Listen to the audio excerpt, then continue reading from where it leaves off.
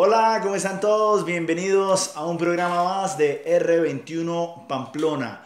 En esta ocasión le traemos testimonios. Vamos a escudriñar la vida de muchas personas que son influyentes en este tiempo. Y la verdad, hoy tenemos un invitado. Es nuestro primer programa y por eso escogimos a una persona muy especial que nació el 18 de junio de 1967, hijo de Edelmira Ramírez y de Jorge Enrique Rojas. Creo que ya están pensando y sabiendo quién es, pero antes quiero decirles que estamos a puerta abierta.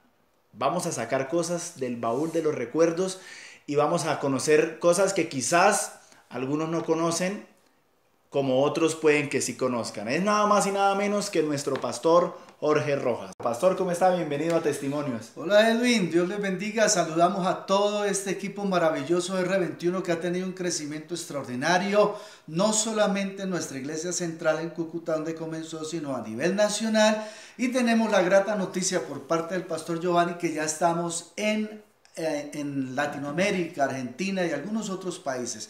Qué bueno, Edwin, estar con ustedes en este programa. Así es, pastor, y de verdad a nosotros también nos da una alegría poder tenerlo acá y conocer, pues para que todas las personas sepan y conozcan lo que va a tratar este programa es quién es Jorge Rojas como persona, su testimonio, cómo llega a los pies de Cristo, cómo es la infancia, la adolescencia, la juventud, todo, inclusive su matrimonio. Entonces, pastor, ¿qué le parece si iniciamos y hablamos un poquito de la niñez? ¿Cómo fue esa niñez y una anécdota que pueda contarnos quizás de la niñez? Nos pone en aprietos porque pues eso es un libro bien grande, ¿no? Pero dentro de las cosas que tenemos nosotros de pronto por contar y se quedarían muchas, la niñez fue algo de pronto un poco bien difícil, ¿no? Para la familia Rojas Ramírez en Guaymaral. Un poco bien difícil porque pues mi papá y mi mamá se casaron muy jóvenes. Yo creo que estaba mi mamá entre los 15 y 16 años, mi papá también entre los 17 y 19 años.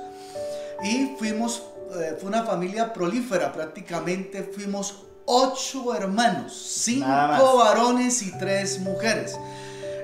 Y en aquella época, pues pienso yo que por la falta de preparación y capacitación de mis padres en el tema de dar un paso tan importante como el matrimonio, pues hubo algún tipo de consecuencias y de dificultades en la infancia. Por ejemplo, imagínense usted que nosotros nos llevamos poquito tiempo un hermano con el otro, ¿cierto? Dicen por ahí que como un estuche de destornilladores. Entonces, prácticamente nos llevamos muy poquito y somos de esas familias que en aquella época, porque estamos hablando en mi nacimiento del 67, pero algunos hermanos nacieron un poco más temprano, se utilizaba la partera, aún habiendo hospitales, se utilizaba la partera y yo tuve la oportunidad y el privilegio de ver nacer a mis últimos 2 hermanos en la sala de nuestra casa en Guaymaral. Wow, pastor, sabemos que es un bonito tiempo, pero quiero ir rápidamente a Jorge Rojas. ¿Por qué le ponen Jorge? Sabiendo y teniendo en cuenta Jorge Rojas por la época, porque también estamos hablando de que son épocas muy contemporáneas con la muerte de Jorge Eliezer Gaitán. Mi padre, por ende, se llama Jorge Enrique, pero el Jorge Eliezer, cuando yo estoy hablando con él, el por qué Jorge Eliezer, porque yo hice esa pregunta, claro. Y mi papá muy liberal, muy cachiporro por las experiencias que tuvo en Capitanejo, porque él es de Capitanejo, Santander, de haber salido por la violencia en aquella época de los partidos políticos que daban y se perseguían y se mataban. Hubo la muerte de Jorge Eliezer Gaitán, el prócer, el liberal, el que tenía la voz y que murió en plena campaña, como también Galán, ¿cierto? Hace unos años atrás.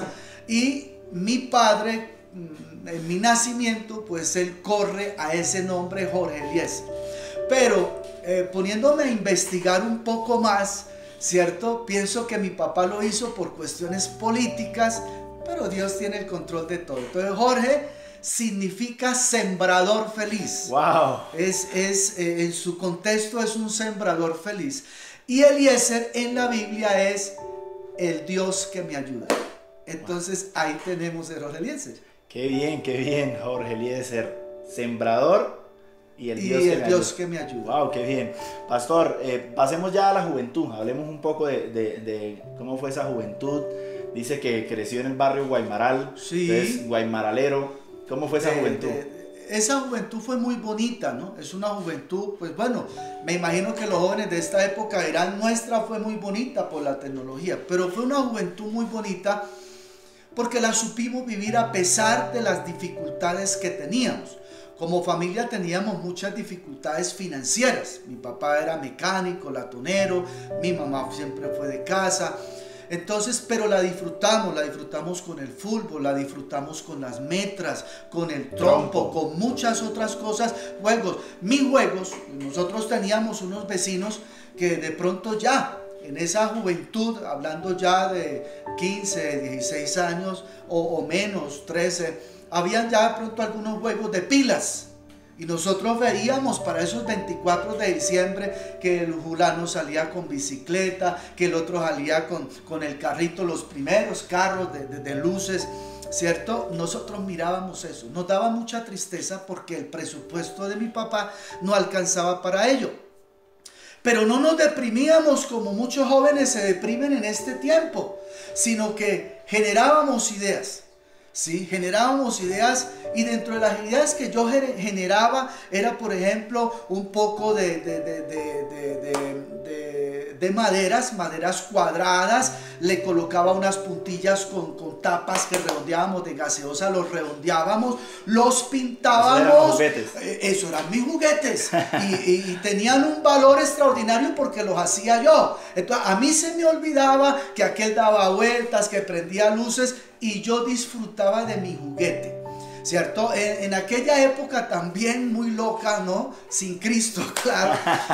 También pasábamos de pronto dificultades con los 31 de octubre. Andando en esa época, los 31 de octubre, que el disfraz, entonces salía, esto se me parece muy como los programas del Chavo y Kiko. Entonces, allá salían de pronto con sus trajes y nosotros en las mismas, como los 25 de diciembre. Entonces mirábamos y nosotros no teníamos un traje, pero tampoco nos deprimíamos, ni nos daban ganas de ahorcarnos, sino que buscábamos la creatividad, es decir, hombre, aquí hay que salir a pedir pipas, pero no tenemos el disfraz, no tenemos la máscara, nuestros padres no tenían los recursos, entonces córrale a la creatividad, ropa al revés, ¿cierto? Y de pronto el maquillaje, el carbón, ¿cierto? Y ahí nos arreglábamos y de igual manera salíamos a pedir y llenábamos las bolsas de pipas como los que tenían sus disfraces. Entonces fue una época extraordinaria, fue una época de muchas necesidades, pero de mucha creatividad. Pastor, ahorita usted hablaba de que decían en son de broma que como la cajita de destornilladores. Sí. En esa cajita, ¿qué número era usted? Yo era el número 6. Entre los hermanos el número 6. Sí, el número 6, el hermano que sigue el 7 y la hermana menor la 8. Ah, ok. Bueno, pastor, vamos a empezar ya a entrar un poco más en materia con el tema del evangelio. ¿Cómo conoce Jorge Rojas de Cristo? ¿Quién le predica? Bueno, dado a las circunstancias que vivíamos, también habían de pronto esos matices de tristeza, esos matices que ya va agarrando uno de pronto la edad. Yo recuerdo una anécdota juvenil y leía también de un escritor norteamericano, cierto, especialista en novelas del oeste, dice en una de sus frases que las personas cobardes le echan la culpa a los demás y a su entorno, y eso es interesante. Hoy compartía también con Fantástica Estéreo un pensamiento de otro escritor americano, estadounidense, donde él dice que la alegría no es de lo que tú esperas de afuera, la alegría va dentro del interior nuestro. Ahora, dentro de esa experiencia yo tengo que, estando haciendo 8º grado en el INEN José Eusebio Caro, un buen colegio de la época, y yo ya tenía definido prácticamente una carrera, o estaba de pronto ilusionándome con una carrera industrial, técnica, industrial mecánica. Sin embargo, en esa época tenía 12 años. Y yo recuerdo, dentro de las anécdotas que me partieron a mí, que me marcaron mucho, fue mi papá esperándome a la hora de la salida y diciéndome: mijo, de aquí en adelante vamos a trabajar, el estudio no sirve para nada y vámonos a trabajar.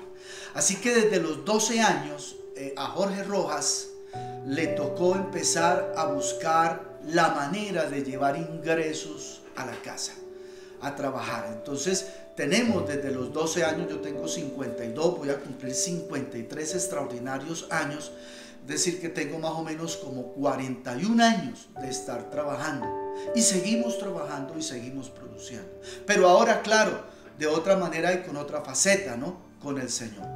¿Cómo llega Cristo a mi corazón? Bueno, pienso que la causa de todo esto es una señora que usted acabó de nombrar, Edelmira Ramírez. Ella llegó 5 años antes de que yo llegara y conociera del Señor, y fue una mujer siempre de oración como el día de hoy. Entonces siempre me despertaba desde las 5 de la mañana su hablar y su diálogo con Dios. Así que en esa época pues yo no quería saber nada del evangelio, tenía una vida, ya había de pronto tocado algunos temas de drogas, alcohol, ya prácticamente la falta de empoderamiento, y como hablamos hoy, ¿no?, de orientación, guía o pastoreo familiar, me hizo tocar de pronto esos fondos. En ese momento yo estoy de pronto cayendo en algo que yo quería salir, pero no encontraba la manera. Por ejemplo, fumaba mucho cigarrillo, 2 cajas de cigarrillos, que son 40 cigarrillos. En esa etapa de juventud, donde no habían oportunidades por causa de que no tenía tampoco terminado un bachillerato, ni había iniciado ningún tipo de carrera. Entonces, son muchas las oportunidades que de pronto faltan, no que no las haya, sino a las cuales no podemos acceder por falta de preparación y capacitación, porque las oportunidades las hay. Así que pues lo más fácil fue caer de pronto en unas circunstancias de droga, de alcohol, a lo cual yo quería salir pero no podía. Así que 5 años mamá duró orando y sigue orando todavía por aquellos que todavía no han llegado, y eso me llevó a mí a encerrarme. De pronto muchas veces llegar de parranda y encerrarme en el baño, y no sé, había algo especial, espiritual, que yo no lo conocía, pero que ya me empezó a abordar. Y en ese momento yo empecé a mirarme en el espejo, flaco, chupado, mis labios eran de color marrón, pálido, seco prácticamente, por tanto consumo. Entonces yo me miraba al espejo, y yo una de las cosas que le decía al espejo, ¿cierto? Y de pronto trataba de hablar con Dios, era: yo no quiero terminar en la calle, yo quiero salir de esto. Pero no se lo decía a nadie, era mi interior, ¿cierto? Y Dios conoce nuestro interior.